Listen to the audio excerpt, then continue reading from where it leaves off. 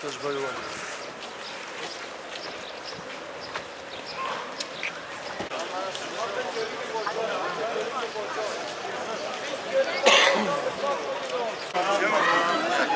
de gel buraya gel. Hastadan başlıyoruz. Gel sen de.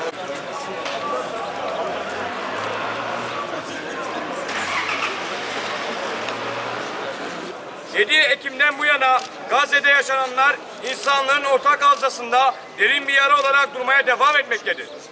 Bu süreçten itibaren ortaya çıkan tablo temel insani değerlerin ağır şekilde ihlal edildiği bir duruma dönüşmüştür.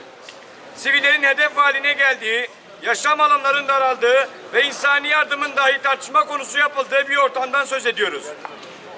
Bugün burada dile getirdiğimiz konu bu sürecin yeni bir halkasıdır. Gazze'ye insani yardım ulaştırmak amacıyla yola çıkan küresel Sumut filosuna İsrail güçleri tarafından uluslararası sularda yapılan saldırı açık biçimde kabul edilemez bir müdahaledir.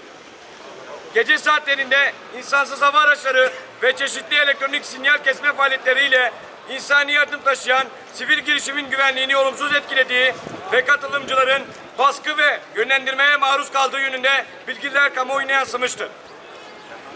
Uluslararası sularda seyr-ü sefer özgürlüğü tüm devletlerin ve sivil girişimlerin ortak güvencesi altındadır. Bu ilkenin ihlal edilmesi uluslararası düzenin temelini zedeleyen bir yaklaşımdır. Küresel Sumut filosu Gazze'de yaşanan insani felakete dikkat çekmek ve bölgeye temel insani yardım ulaştırmak amacıyla yola çıkmıştır.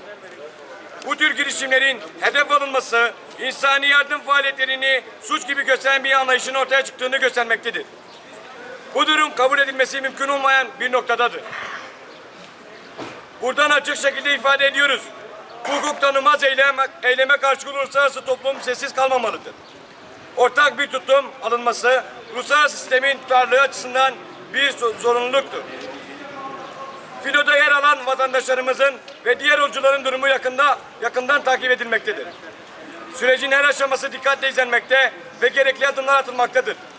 Bugün burada ortaya konan duruş daha geniş bir çerçevede insan onurunu, adaletli ve temel haklarını savunan bir yaklaşımın ifadesidir.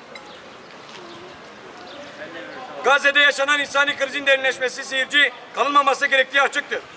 Bu tür gelişmeler karşısında uluslararası toplumun sorumluluk üstlenmesi, insani değerlerin korunması açısından hayati önemlidir.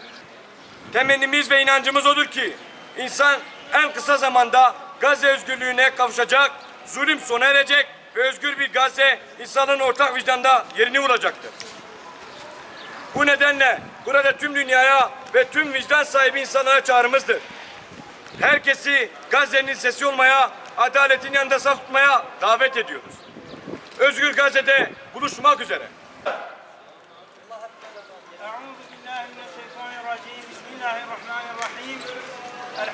Yurtlarından sürülen, katliama uğrayan mazlumların, mustazafların Rabbi, yalnız sana sığınıyor, yalnız kendisinden yardım istenilen zalimler güruhuna karşı mazlum Filistinli kardeşlerimize ve yüreği onlarla birlikte ve tüm mazlum Müslüman ümmete yardım eyle. Ya Hafiz, garca zorla derdest edilen Sumut filosundaki kardeşlerimizi sen muhafaza eyle. Çelikleştir. Mazlumların yanında merhametli, zalimlerin karşısında